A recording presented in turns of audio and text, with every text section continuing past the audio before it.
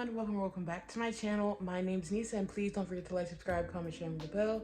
Everything I link to be linked to down below in the description. Let's get right into the video. So for today's video, I have my first real ever vlog. It's just a couple of days in my life. It's not anything too crazy. However, it's kind of crazy for me because it's very unrealistic for what I would do. For some people, this is their regular every day. For me, it's not. And it's not because everybody knows that I like to order things online, and then every once in a blue moon, my mom makes me go to the store in person when she wants something. And so when that happens, I vlog some of it. That's how you guys get those little clips of me, is when she makes me go to Dollar Tree somewhere. And so I hope you guys enjoy.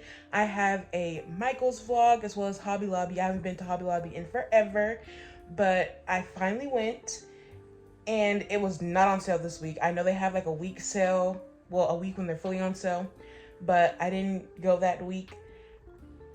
And I also have some crocheting. I talked about doing schoolwork, and I hope you guys enjoy, and I'll see y'all later.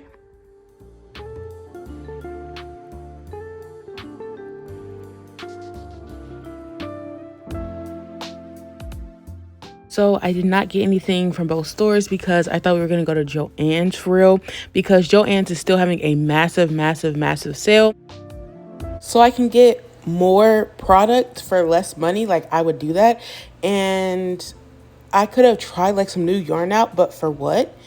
It just kind of didn't really add up to me. And then some of the colors were kind of barren, and the sale wasn't really all that good. So I just decided to go ahead and skip out and just look around to see what they had.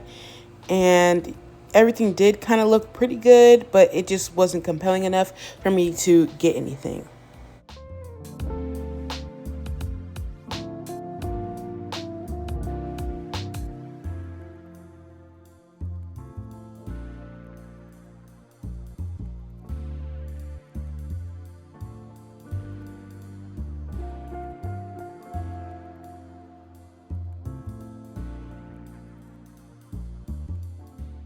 Next up is Hobby Lobby, and same thing as Michael's, but this had 10 times more yarn.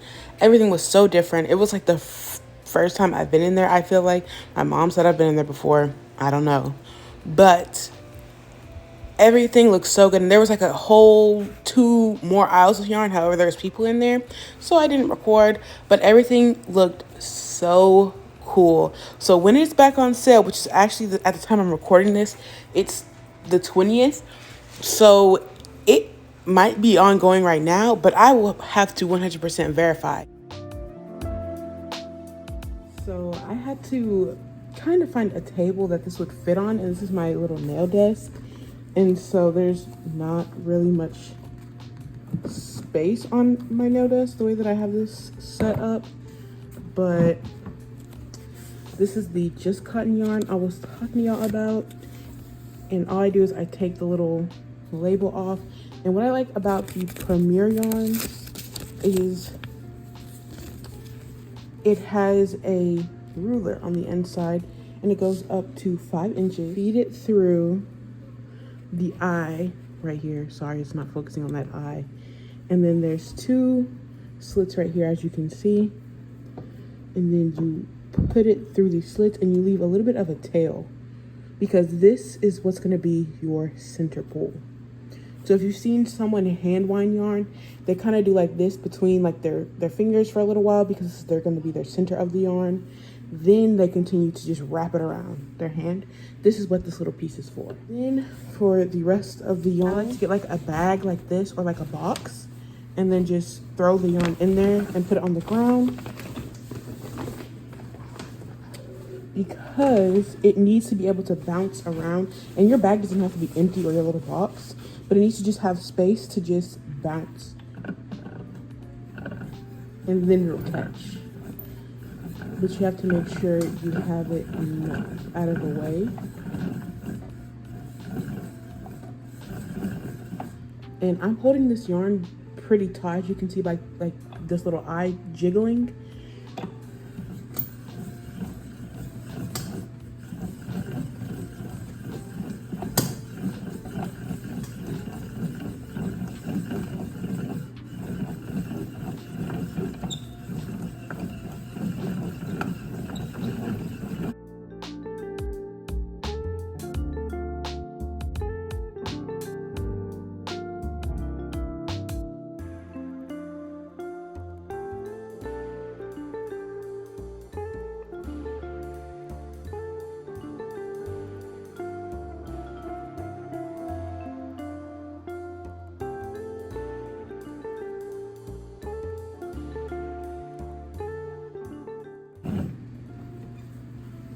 And then this is how much yarn we have left.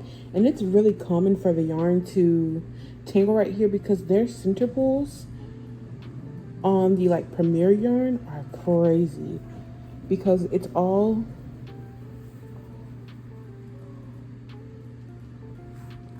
knotted up and you have to unknot it in order to continue on.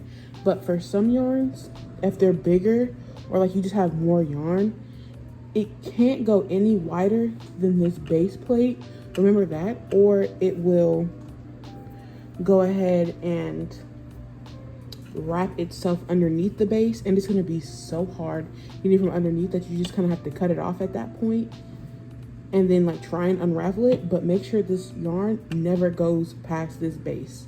You just have to cut it and then start a whole new ball with whatever yarn you have left. And I don't have very much of this yarn left, and so I'm just gonna keep going, and then that's gonna be the end of the cake. And I'll tell you guys how to take this off.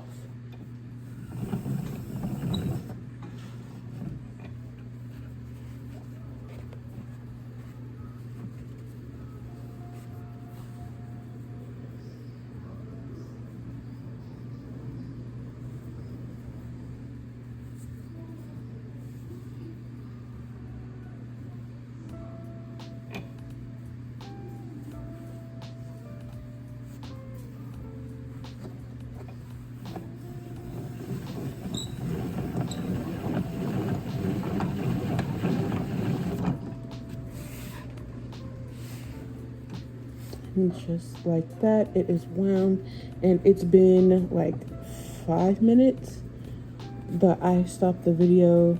Well, I didn't stop the video, but I stopped to talk to the camera. So just like that.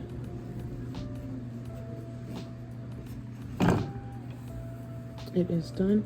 And then some people, they take their center out way before this point, but they do like this, and so it leaves a loop. So if you're gonna put this on like a wool genie, this is actually, because this is a cotton yarn, the center is so defined, and I was holding it so tight, the center is defined. So when you put this on like a wool genie, it stays up so much better, especially when you pull this little center off and do a little loop like this, because that center is what's going to stop the wool genie from actually doing its magic, so it can spin and all that stuff. This part right here will stop it. So here we go.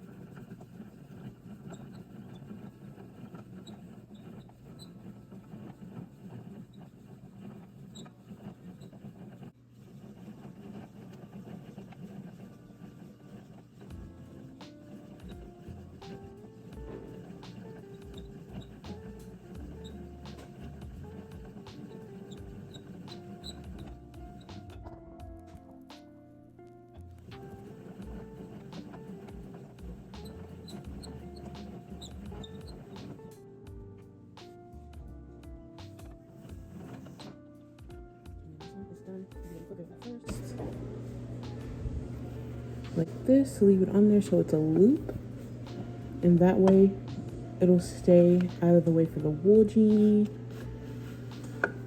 But if you're trying to center pull, this is exactly where you would center pull from. And then this is where you would pull from if you're using the wool genie.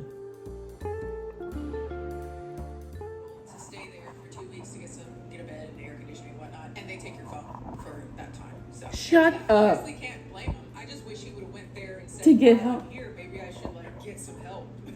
Got some resources, got some help, someone to talk to. Because you're freaking crazy. Hey y'all, so a lot of time has elapsed since I did my sister's nails. I did put a little bit of a clip in there for when I started her nails, for what they look like, and then at the end. But now I'm doing a little bag, and this is how far I got.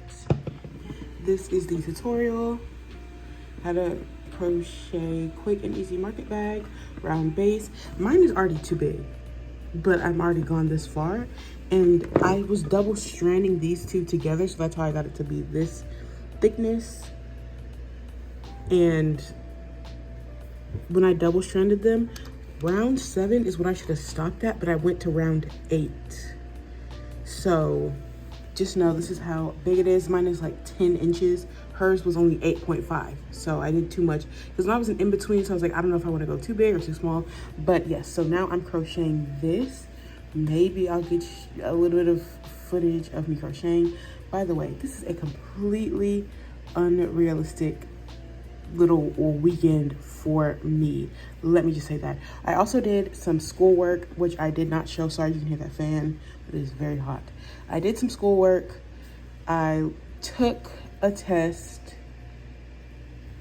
and if I finish this bag, I will let you guys know. But I'm gonna try and get some footage of me crocheting in here, and then that will most likely be the end of the video if I finish this bag. If I don't finish this bag, then you guys will have to wait until I finish it.